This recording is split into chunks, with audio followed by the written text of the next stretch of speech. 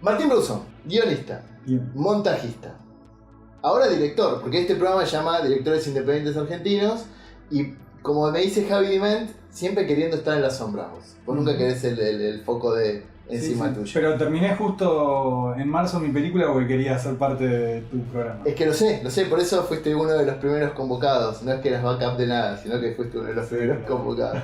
Gran jugador de fútbol, muy quejoso en la cancha. Organizador más que quejoso. Ahora sí, quejoso. Y una persona que tiene muy claro qué es lo que quiere hacer a la hora de contar historias. Digo, esto es casi tomarlo como un piropo, Sí. capaz no estás de acuerdo, no me importa, porque como ves es el estudio donde trabajo yo y es el programa que voy a subir a YouTube, entonces yo te voy a decir las cosas lindas y te las vas a tener que bancar. Ajá. Pero tenés algo que a mí me parece muy copado a la hora de poder conversar de cosas de cine, es que tenés conceptos que por ahí uno no puede estar o no de acuerdo, y que me pasa cuando hablo con gente como Javi Diment, que sé que es amigo tuyo, que vos podés llegar a no estar de acuerdo, discutir lo que sé yo, pero sale algo interesante de las charlas, y me parece que por eso quería que te sumes a este diálogo que tenemos con realizadores, que me parece que sirven para mostrar la cocina de los que hacemos cine, que me parece que hay como una idea medio yankee de qué es lo que es hacer cine, que son los grandes estudios, las fiestas y todo, y no es así. Y la pregunta que yo hago siempre a los realizadores es, habiendo tantas decisiones en la vida que vos podés tomar, puedes ser abogado, puedes ser médico, ¿qué te llevó a querer contar historias? A ser un contador de historias, porque básicamente en cualquiera de las áreas, ya sea dirección, guión o montaje, uno está contando una historia. ¿Qué es lo que te llevó a decir eso? El miedo a la muerte. ¡Ah, la mierda! No, siempre lo pensé varias veces porque en realidad lo que me llevó a escribir y interesarme por contar historias creo que son dos cosas, y una es el disfrute que tuve siempre de chico contando historias y el disfrute que tuve leyendo cuentos, historietas y viendo películas. Digo, eran cosas que llenaban mi vida y que recibiéndolas, y de repente mucho tiempo después mirando hacia atrás, no sé, pasé muchos años de mi vida jugando con los Playmobil, que eran estos muñequitos, y algo que yo notaba de mi infancia era que tenía de repente los de He-Man, los G.I. Joe y esto, pero ellos ya tenían una historia, eran personajes que venían con un bagaje argumental. Entonces me gustaba tenerlos, los guardaba, pero con los Playmobil vos tenías un esqueleto y era construir algo, y entonces vos armabas un pueblito, y al pueblito después la mayoría de las historias se reducían a que venían extraterrestres y destruían todo el pueblo, y solo los nenitos sobrevivían y eran los que tenían que pelear y ganarle a los alienígenas. Pero no sé, hay algo ahí de contar historias y después empezar a escribir. Me gustaba mucho escribir en el colegio y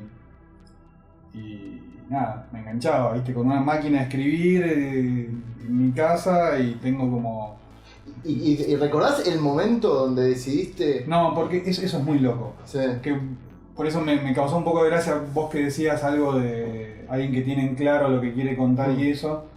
Que algo que yo siento hacia mí es como muy halagador, porque son justamente cuando te marcan cosas que vos sentís que estás uno se ve en el polo opuesto. Yo tengo una imagen muy clara mía a los 18, 19 años en una escalinata de Ciudad Universitaria, que no tenía la más remota idea de qué hacer de mi vida. Y hoy miro hacia atrás y digo, qué loco que nunca se me cruzó en ese momento estudiar cine. Y ¿Qué edad tenías? 18. Y terminé agarrando licenciatura en comunicación porque me parecía interesante algo, pensar en el periodismo, por esto, porque me gustaba escribir. Pero ni se me cruzó por la cabeza, que para mí era, que tenía que ver también con lo que vos decías, para mí era un mundo al que uno no podía apuntar, no existía el mundo del cine. Y yo en mis delirios a veces imaginaba, yo era fanático de Robotech, pero enfermo, lo soy aún, y yo soñaba con que algún día yo iba a hacer una película con actores y que me iban a entrevistar, esto de muy pendejo. Entonces tenía la idea de qué bueno debe ser hacer una película, pero ni se me cruzaba como que era algo real posible. Ahí el cambio a los 25 años más o menos, es el otro nombre que también mencionaste, que es Javier Diment. ¿Cómo contactaste con él? Yo lo conozco en los albores de la internet. No sé qué quiere decir los albores. No importa. Queda bien decir. Si sería de largo quedaba bárbaro, después lo podés editar, ¿no? En un foro donde nos juntábamos, no sé, se empezó a armar, había un área de literatura y de cine y nos empezamos a cruzar seguido ahí y proponíamos ejercicios de escritura. Ah, mirá que interesante. O sea, en lugar de usar internet para el porno y las cosas importantes, lo usaban ¿Hay para... porno en internet? Eso dicen, yo me acabo de enterar, pero yo siempre me acuerdo del fandom que se juntaba en Plaza San Martín. Totalmente. Pero como... ustedes se juntaban a escribir. Totalmente, bueno, ahí hay otra cosa. Vos decías que yo era muy sociable y yo también me veo como alguien más de bicho de cueva, de estar en mi casa, pasar mucho tiempo con la computadora, de muchas relaciones virtuales, aunque nunca descubrí el porno en internet, pero fuera de eso sí me hice amigo de mucha gente y entre eso se armó un grupo de enfermitos del cine que nos gustaba mucho esto. Con Javier nos cruzábamos escribiendo cosas, cuentitos cortos, pavadas. Y en alguna reunión nos juntábamos, charlamos y él justo venía de trabajar en Adiós querida Luna. Linda película, a mí me gustó mucho. A mí me encanta. Que además, para mí fue muy loco cuando lo conozco y me entero que él había tenido que ver con esa peli, porque yo tenía muy patente el recuerdo de haber leído una nota en el diario La Nación donde hablaban de argentinos astronautas y no sé qué. Y nada, leerle y decir, qué bueno que se haga esto acá. Claro. De quedarme muy impactado con eso. Muy poca gente recuerda esa película, que fue precursora del cine de género en cines comerciales, porque fue estrenada en cines comerciales. Digo, tenía el Puma Goiti, tenía cosas como que vos decías, qué raro. Sí, pero sí, con todo alienígena, en esa rareza había toda una declaración de... Era como, ¿él qué había hecho antes? Es que venía de hacer La Sonámbula. La Sonámbula. Esa es como gran hito. Es verdad. Visto que después mirando hacia atrás muchos dicen, bueno, alguien te está mirando. Sí, pero quedas muy atrás ahí. Pero es muy atrás y después hay un vacío y para mí ahí La Sonámbula también, me acuerdo de haber ido al cine y que había cosas que quizás, pero me acuerdo de verla fascinado, de decir, ¿esto se puede hacer acá? Estoy bien. Santa Verónica, torturada en su propia sangre. Ora pro nobis. Yo necesitaba un Jorge. Es el misterioso caso del contrabordista. ¡Espérame más! ¡Espérame! Tenía que descubrir cuál de ellos era. Ahora el silencio va a hablar por nosotros dos. Javier me llama, lo contratan para trabajar en Ciudad Abierta, para hacer unos micros, unos programitas cortos. Y entonces él me contrata como... Yo sabía editar muy poco, había editado con el Sony Vegas porque había estudiado una carrera de radio donde lo usaba para hacer sonidos. Muy básico, pero viste, me daba maña con la computadora y me dice, vení, ponemos el Premiere y me ayudas a editar y a aprender. Y entonces... Ahí por primera vez en mi vida me acuerdo un día yendo, porque nos turnábamos, teníamos que trabajar en conjunto, yo todavía lo que hacía era digitalizar y preparar el material para que él editara, porque yo no tenía idea de nada, era... Por suerte existía internet, y entonces tenía tutoriales de cómo se digitaliza un tape, que eran los mini DV, cómo se arregla el sonido, cómo subir el volumen, cómo todo. Y me acuerdo ahí a los 26 más o menos, una mañana entonces nos turnábamos con el horario de la isla, la computadora que estaba en su casa, que era una isla, que era una isla de edición también, porque tenía el Premiere. Y entonces él laburaba de noche y yo laburaba mañana y él más o menos a las 6 quería ya la compu libre para engancharse de nuevo. Y me acuerdo entonces yo ir a veces a las 7 de la mañana, algo así. Y me acuerdo un día ir y tomar conciencia de que eran las 7 de la mañana, de que estaba yendo a trabajar y de que estaba feliz. De que no podía creer que eso, que estuviera teniendo un trabajo que tan temprano que exigiera cosas y que me hiciera feliz, que para mí era algo que también era algo que tenía desconectado, como que trabajo es una cosa y felicidad era otra. Y recién hablamos que yo hice un mínimo comentario, vos también, sobre el tema del estudio. Vos me dijiste que estudiaste en radio, estudiaste cosas de radio. Sí. Algo que a mí me genera dudas, porque tengo como opiniones muy diversas de mucha gente. Para vos la importancia del acervo técnico y de conocimiento estético y artístico, ¿te parece que es tan importante como lo práctico? ¿Te parece que es más importante de lo práctico o es salgamos tipo guerrilla? Hay varias cosas acá. Una es que el tema es también ponerle en el montaje. A mí me pasa que ahora, después de muchos años de haber pasado por varias películas, que me parece rarísimo estar diciendo haber pasado por varias películas, vas aprendiendo un montón de cosas. O sea, ahí, ponele, a mí me hubiese encantado haber estudiado cine. No es algo que reniego. Muchas veces busco a ver cursos, cosas para hacer, trato de seguir aprendiendo. Me encanta cuando, no sé, encontrás gente que te explica cosas nuevas.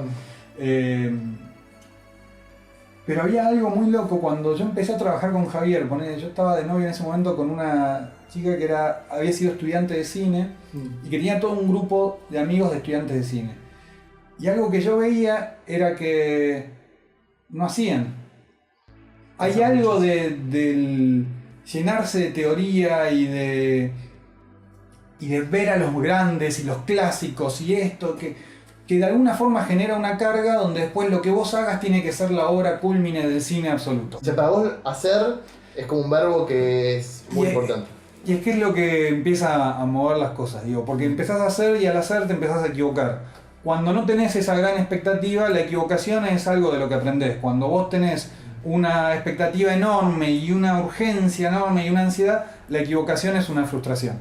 Escuchaba cuando veía una de las entrevistas de Andrés Borghi que le hablaba mucho del estar siempre capacitándose, que uno va encontrándose con cosas que te hacen falta, con cosas que te nutren, que te hacen mejor director, montajista, guionista, lo que sea, digo, todo te va dando herramientas. Eso está buenísimo, digo, no relajarte y estar siempre, pero podés aprender de un montón de formas y definitivamente haciendo aprendés.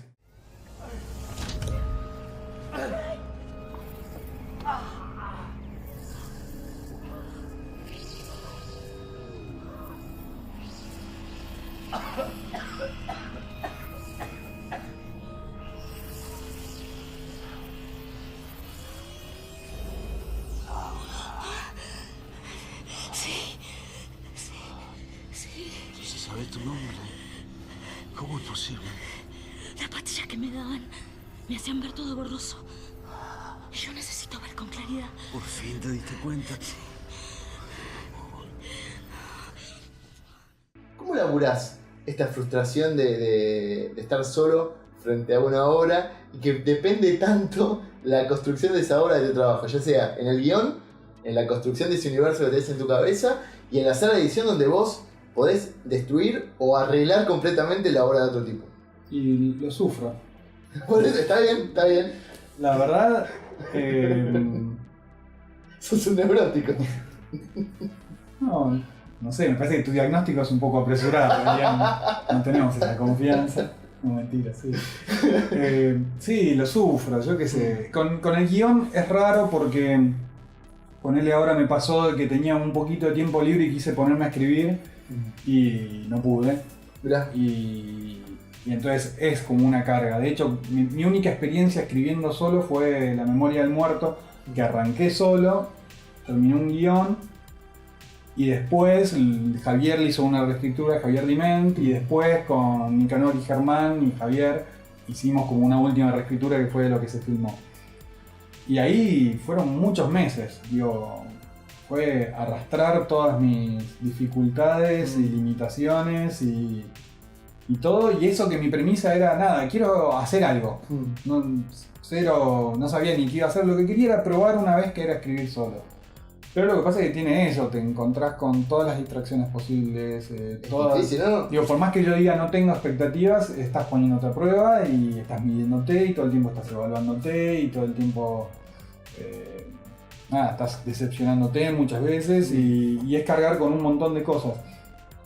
Por suerte, la mayoría de las veces que laburé en guión, laburé acompañado y con toda esta gente que más o menos fui nombrando, sobre todo con Javier, con Germán, son con los que más trabajé en guión, en su momento con Nicanor también, después no, y quedaron Javier Germán, y es como, para mí, la forma de trabajar un guión y que hacer que un guión esté bueno es trabajar en equipo. Y ahí es porque, pues yo una de las cosas que veo de la gente de nuestro ambiente es que son multitasking, que saben muchas de las partes del cine, la pueden agarrar solos y eso vos te permite mayor libertad creativa a la hora de crear guión, porque conocer las limitaciones del presupuesto, de lo que hay que hacer o no, o te restringe. ¿Qué sentís vos a la hora de escribir? Es difícil, porque a veces hay algo que esto es como medio frase muy común, pero es cierto que muchas veces las restricciones te ayudan, sobre todo a la hora de escribir. Digo, cuando si vos tenés que escribir una historia, si yo te digo, escribí una historia,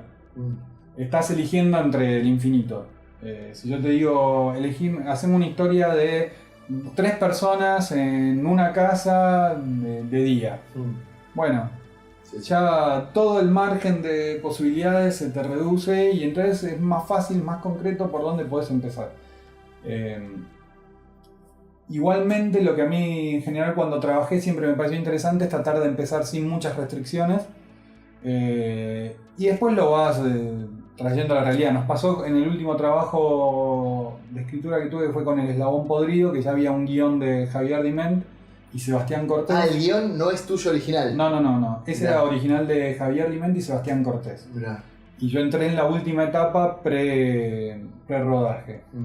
Y ahí, como además yo iba a estar como asistente de dirección, empecé a ponerme hinchapelotas y Javier me cortaba y me decía, ahora no importa, pero yo ya estaba pensando bastante en esta escena, 50 personas, y esta escena de tanto, y esto.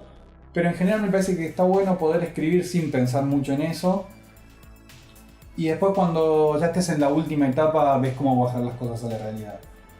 Pero tratar de no estar pensando en esos términos mucho cuando estás imaginándote cosas. Entonces jugá, y porque si no, además muchas veces pasa que cosas que quizás pensabas que eran imposibles de hacer después, en realidad viste con esto, entonces ya va a haber tiempo para que la realidad nos limite.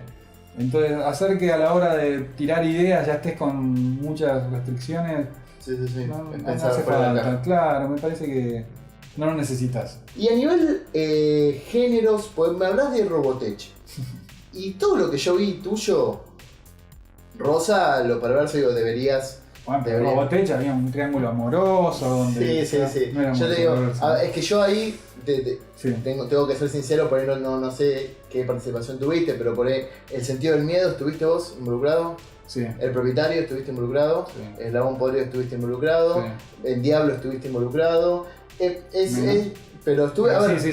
todos tienen una cosa medio oscura, medio de la violencia, de la sangre. ¿Cómo te llevas? Es como una cosa medio Dr. Jekyll y Mr. Hyde la que tenés a la hora de escribir. Porque digo, uno te ve y sos más bueno que la hace. Digo, no, salvo que estás dentro de la cancha, que te pones un poco pasional. Organizador. Pero no hincha pelota. Pero tenés una cosa que no condice con ese. ¿Cómo trabajas con esa parte tuya? No, porque debo ser una mierda en realidad. Pero trato de caretear un poco. Si no, no tendría amigos como vos. Pero ¿cómo te. A ver, ¿cómo Lo que surge? pasa es que es interesante. Esto es algo también que pensaba respecto a... Ya se entiende que lo amo a Javier y Sí, lo voy a sí, nombrar no. de nuevo. Va a estar claro para todos. En la edición voy a poner la cara de él acá Por todo el favor. tiempo. Al lado de Pikachu. Acá, no, bueno. Hay algo que yo aprendí, bueno, en esto de no haber aprendido, algo que aprendí con Javier que para mí fue siempre muy importante, que es buscar los temas. Por ejemplo, La memoria del muerto, cuando yo la escribo, yo había ido el guión original era... Yo estaba pensando en esto, como una historia de terror básica, comercial, fácil, pibes en una casa y que haya terror. ¿Por qué terror ahí? Porque me divertía. Y había algunas cosas densas ya. Había cosas densas porque me resulta interesante, meterle algo, no sé si psicológico, capaz que es medio pretencioso, pero que haya... Me parece que la densidad le da alguna intención de algo, de estar contando algo, de que pase algo más que unos efectos. Cuando le agarra Javier el guión, hay algo en lo que él siempre, en todos los guiones que elaboramos, como es muy hinchapelotas. no organizador como yo en el fútbol, sino hincha pelotas, pero en un buen sentido de muy exigente respecto a pensar las cosas que se están escribiendo, sobre qué se está escribiendo. Entonces, vos ves el propietario, y esta es la lectura que yo hago y que cada uno podrá hacer la suya. Y sí, tenés un chabón violándose a una mina, durmiéndola. Bueno, hay un montón de temas ahí, de la propia posesividad, de cómo uno se apropia de la persona en el amor, de las enfermedades de uno. Me divierte. Digo, ponele mi vieja siempre jugamos con él cuándo voy a poder hacer algo que mi vieja disfrute. Sí. Entonces mi viejo me dice nunca me voy a olvidar mi viejo cuando estrenamos El sentido del miedo, que era una enfermedad, todo, con un montón de Ese cosas. y El propietario creo que son dos casos de películas perversitas. Me acuerdo que la estrenamos, no sé, en un bar, y entonces mi viejo la fue a ver y salió y se me acercó y me dijo, el sonido está muy bien. Entonces siempre jode con cuándo voy a hacer la remake de La novicia rebelde. Y mi vieja con cuándo voy a hacer una comedia romántica, que son cosas que a mí me gustarían hacer, me divertiría mucho. Yo tengo ganas de hacer una película infantil y un montón de cosas. Pero no hay tiempo para todo eso. ¿Y vos lo haces, en cierta manera, para desafiar al público o porque vos querés saber a cuál es tu límite de lo que querés contar? ¿Dónde encontrás esa cosa de Dr. Jekyll y Mr. Hyde?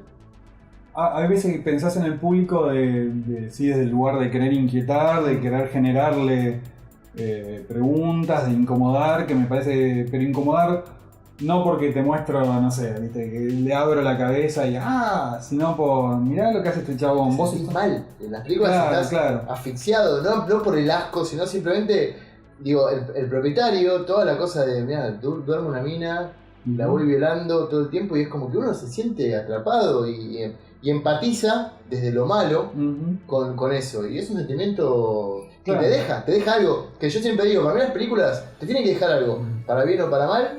Te vas de la película y decís, y la pasé como el orto, y está bien, porque digo, las películas de miedo te tenés que ir como el orto, las películas como El propietario te tenés que ir sintiéndote mal. Y es un poco la idea, digo, si vos te estás metiendo y empezás a preguntarte cosas sobre vos, ¿por qué me estoy identificando con este hijo de puta? ¿O por qué me estoy calentando con esta situación de mierda que está pasando acá? Hay algo ahí que a mí me parece interesante en ese lugar de pensar en el espectador. Y al mismo tiempo creo que hay algo yo me acuerdo que en las primeras películas que escribíamos siempre jodíamos con que Javier, el provocador y no sé qué, fan terrible. Sí, exactamente. No lo dije porque no sabía cómo pronunciarlo. No iba a poder pronunciar como... pero yo lo jodía mucho con que, vos vas a hacer acá... Gaspar Noé. Claro, y nunca nadie se enteró de nada, y como decíamos siempre, ni siquiera podíamos fracasar El Eslabón Podrido estuvo... El Eslabón Podrido sí. Digo, estoy hablando de la época de... Pero ahí hay una diferencia enorme para mí. Yo creo que tiene que ver mucho con el crecimiento de todos, y de Javier en particular ahí como realizador. Creo que en el sentido del miedo, que a mí me encanta, yo veo hoy la miniserie Peinace, sobre todo más la miniserie que la película, y me encanta, me parece que tiene como cosas muy interesantes y lo veo y lo disfruto, pero creo que se le nota más una intención de provocar, de esto de que estábamos buscando a ver hasta dónde se llegaba y más forzado. En El Eslabón, que es una película súper fuerte, que tiene cosas mala onda, que es densa, creo que hay otro tono y otra búsqueda y como una cosa mucho más madura y no sé, más sólido todo. Claro. Hay más un sentido armado más fuerte.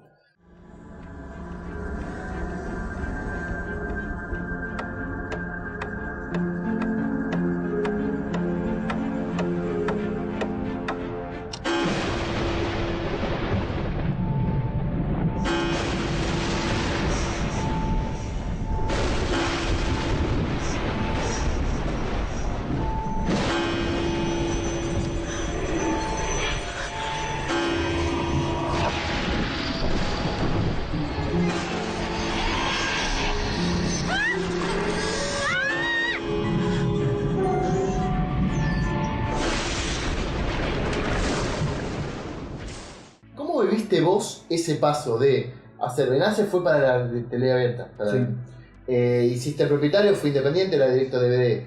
Cuando empezaron a meterse en el mundo Inca, donde vos nombraste a Javi, a Bala, a Loretti, son tipos que fueron como la punta de lanza de esto, con Daniel La Vega, por ahí. ¿Sentiste diferencias a la hora o de montar o de escribir cuando supiste que esto lo voy a poner en una sala comercial? Es muy loco, pero creo que no. Creo que...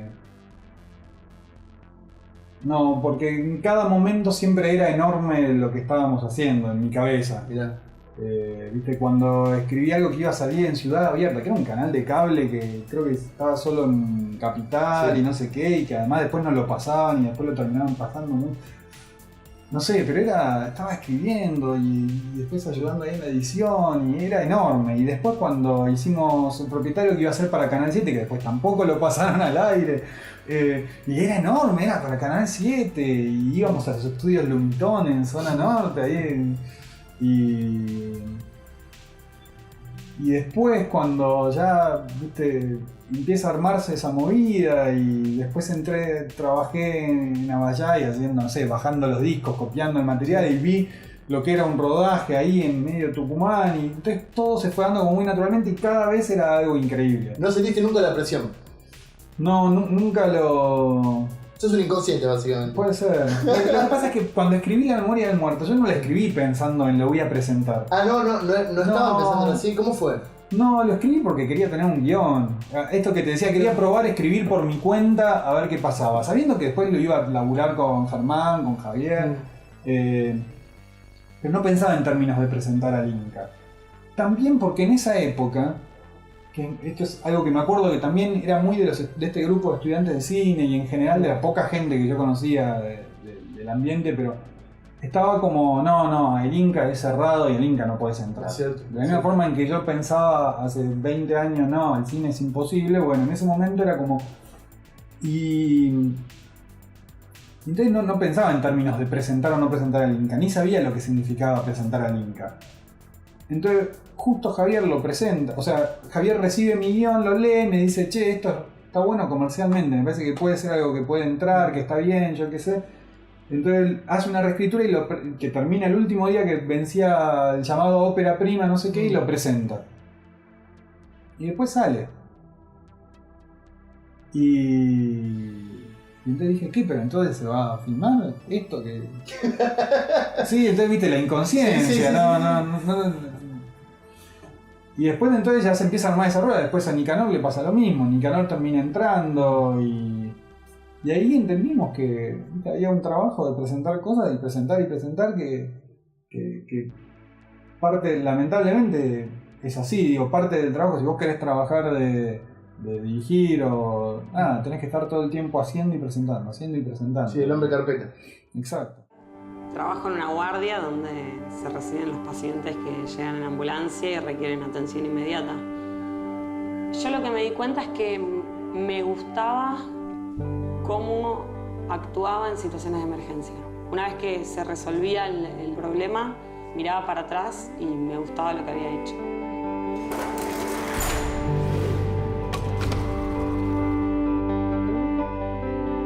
Dicen que uno es como juega, es como es en la vida, en cualquier deporte. Vos te pones a mirar y esa soy yo, la que está ahí patinando, esa soy la que va caminando todos los días por la calle. Y de repente te decidiste a grabar y a dirigir una película. Que como todo, que me parece que es uno de los caminos más normales, empezaste por un documental que estrenaron en el Bafisi del 2016. Digo el año, por ahí esto se ve dentro de alguien, lo ve en YouTube dentro de 2 años y piensa que está en el Bafisi de ese año y no está. Que es El Sentido Derby. Porque además, quiero contar esto, fuiste el director técnico de la selección argentina de Roller Derby. Todavía lo sos. Contame un poco la experiencia de eso. ¿Cómo fue que te largaste y dijiste, che, que obviamente, ¿quién hacía cámara con vos ahí? Javi Diment.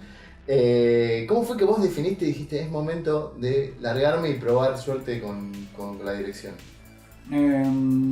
Bueno, también como todo lo anterior, fue como medio natural y sin pensar mucho. O sea, justo Javier había terminado, yo había estado editando en un documental de Javier que era para Policial Negro. Sí, que fue su ópera prima. No fue la que hizo por vía de documental y por eso logró. Claro, exacto.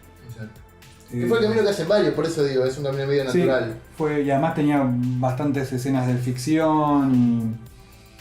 Sí, es cierto. Y entonces él me había tirado. Lo habían contactado, toda la idea surgió porque lo habían contactado a él una tipa que quería hacer un documental y él que estaba sin tiempo porque justo ya estaba arrancando la pre de la memoria, creo que era. Me engancha a mí, me recomienda a mí y al final eso no queda en nada, yo no les resulta interesante. Con buen criterio. Pero me quedé ahí como, ¿viste? Podría que me dan ganas de salir a filmar un poco, ¿viste? Que me parecía divertido. Y entonces de casualidad un día veo un flyer que me llega de una banda que a mí me gustan, las Kellys, y aparecía algo de roller derby, no sabía qué era, y puse en YouTube roller derby, y veo y digo, mirá qué interesante, esto existe acá, ¿viste? Había pibas en patines, medio pegándose, cayéndose, bla bla bla, y digo, bueno, esto visualmente está bueno. Entonces me puse en contacto y con una Z1 de Fernando Spinner que me la prestaba, empecé a ir a grabar. Y al principio era eso, ir a grabar, ¿viste? Y seguirlas un poco en los entrenamientos, sin saber muy bien para dónde ir. Cuando vi un par de personajes, la idea era ir, meterme, tener una idea. Y después presentar, después ahí charlando con Javi, decía, bueno, después presento una carpeta al Inca y veo. Y si no, lo hago con este material. Perfecto.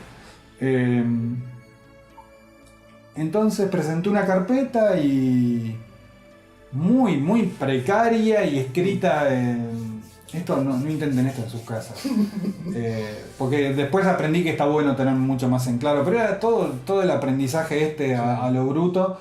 Esto fue muy así, hice una carpeta tomando como modelo esta que me pasaron pero esta era nada que ver y esta tenía todo un guión armado y yo no tenía ni idea de qué iba a hacer, entonces puse la historia y puse datos de algunas de las chicas las que yo había entrevistado y la mandé, no me bocharon, como que hubo una decisión dividida, creo que eran 6, entonces 3 a favor, 3 en contra, entonces te llaman para defender, hacer el famoso pitch. Mirá, no sabía eso.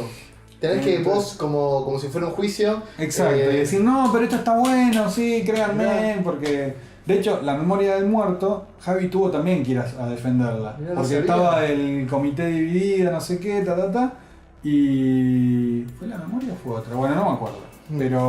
Pero es bastante común, y está buenísimo en un punto eso. Dentro de todas las cosas del Inca... Nada, eso, están divididos, no se convence, tienen dudas. Che, ¿qué onda?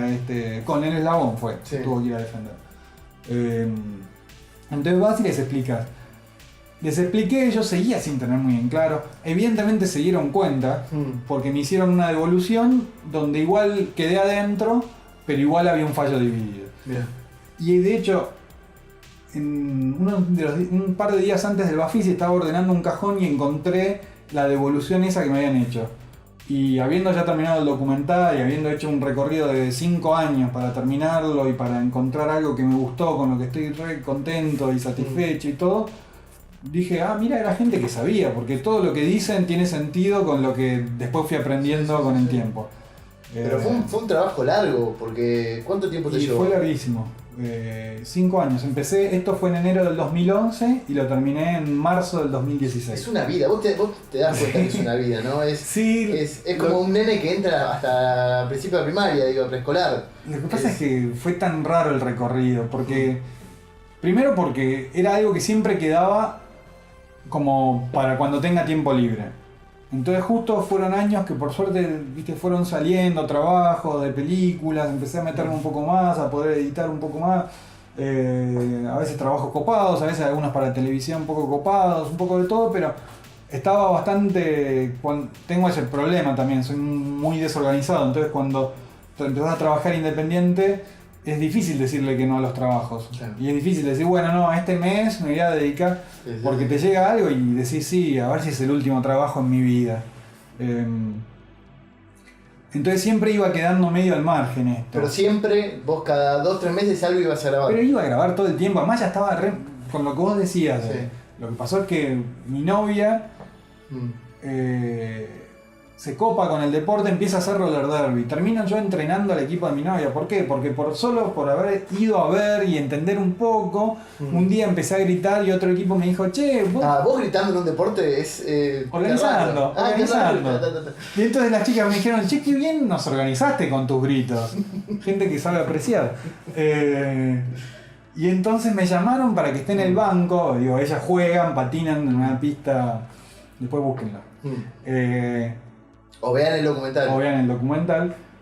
Y entonces ahí en el banco, 2 personas que van organizando un poco. Entonces me llamaron a mí para que esté en el banco de ellas. Y a partir de ahí después fui al equipo de mi novia y así me empecé a meter en el mundo desde un montón de lugares. Además, claro, pasaba mucho tiempo ahí. Entonces empecé a hacer amigos, amigas. Después terminé por todo un montón de cosas en la selección, terminamos. Entonces también estaba tan metido ahí. ¿Y eso no te perjudicó? Sí, porque digo, a nivel documental uno siempre tiene que tratar de estar un poco por fuera. Sí, eso fue terrible, en el sentido porque del el documental tiene eso, tiene como vos... No sos simplemente un observador. No. Se nota que con la cámara estás metido ahí.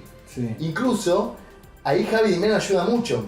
Porque en las entrevistas que me parece como que logran pinchar lo suficiente a entrevistadores, son las de Javi que está por fuera. Vos estás todo el tiempo como cuidándote. Pero porque además hubo algo que tiene que ver con esto de que yo me había metido mucho, que es a mí me costaba preguntar de algunas cosas y Javier venía más, me chupa un huevo, vos no te vuelvo a ver nunca más. Claro. Y en el montaje también fue muy importante. De hecho, a mí me pasó que el montaje fue terrible. Y hubo un momento en el que dije basta, para colmo después gente que había entrevistado se bajó, hubo como todo un montón de quilombos.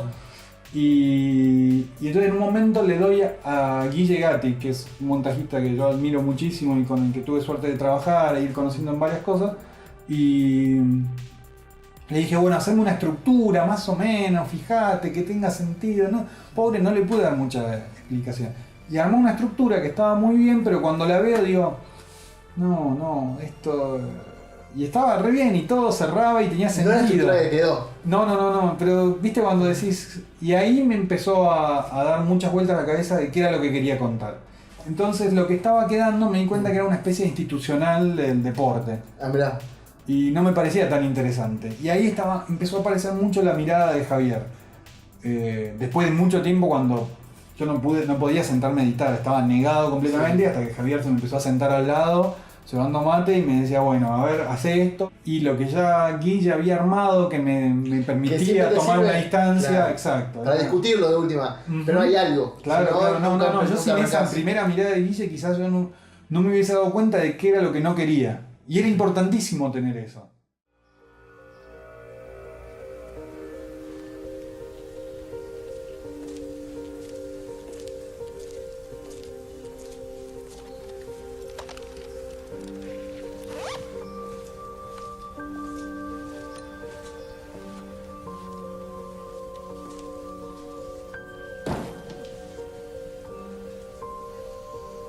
Empezamos.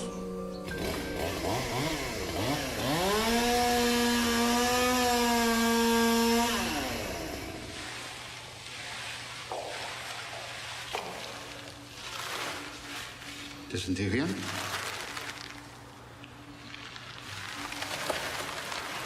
Nada, estaba pensando en ella cuando nos conocimos.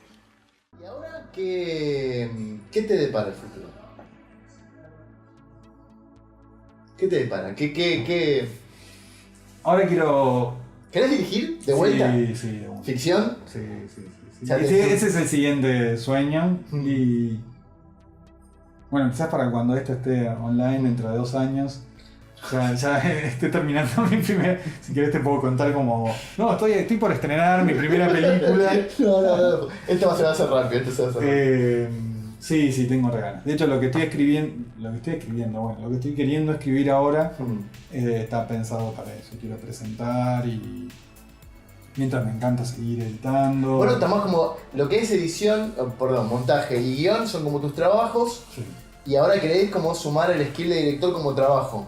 O vas a buscar algo independiente. ¿Qué es lo que...? No, es para presentar al Inca. Ah, perfecto. Pero porque ahí hay algo con el tema de salir a filmar. Digo, también me dan ganas a veces de salir a filmar un corto con amigos. Pero un largo es un laburo. No sé, yo ya estoy viejo. No, me pasa eso. El compromiso cuando vos ya sos grande y tenés que trabajar de familia se dispersa bastante. No solo tuyo, sino de los que te ayudan. Exacto, en el proceso. entonces tengo amigos a los que yo no les quiero pedir que de onda vengan todos los fines de semana. Digo, el año pasado estuve de asistente de dirección de Jorge Alberto contra... ¿El año pasado o el otro? El anterior. El anterior.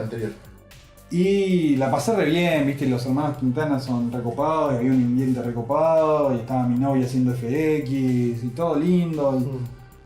Pero fue pesado y ya, viste, estoy viejo y además me cuesta un poco eso de... Nada, viste, quizás prefiero sacrificar algunas cosas que son valiosas de la independencia y eso, pero sentir que bueno, que te puedo pagar a vos tu trabajo, te puedo pagar a vos.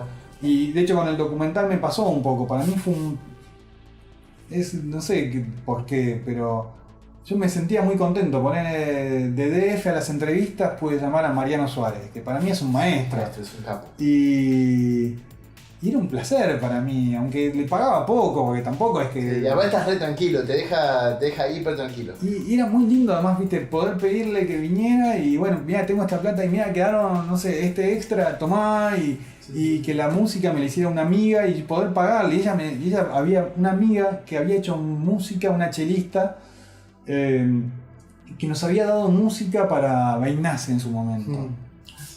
Gratis, que vino con el novio, ella con el cello y tocaron y grabamos ahí como pudimos y metimos unos temas que tenía.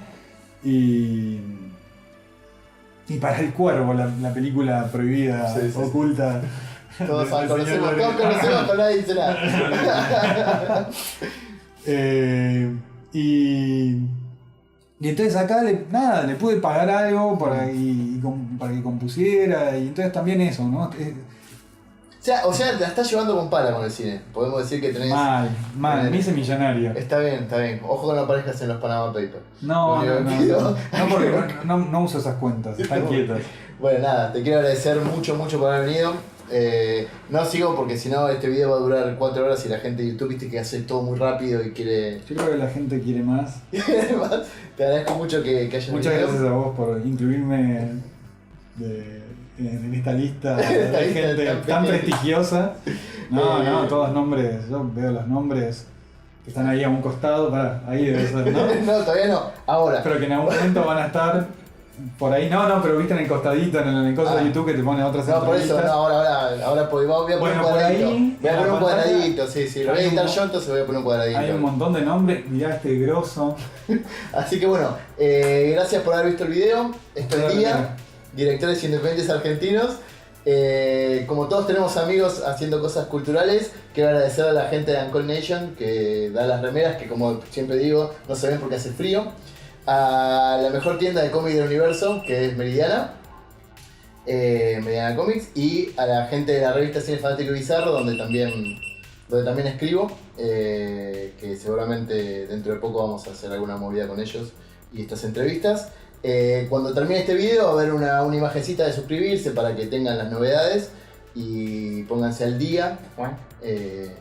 Y nada, bueno, muchas gracias. Tenés que ponerle onda al pónganse al día, si lo tirás siempre así como... Bueno, pónganse al día. Ahí va. Dale, muchas gracias.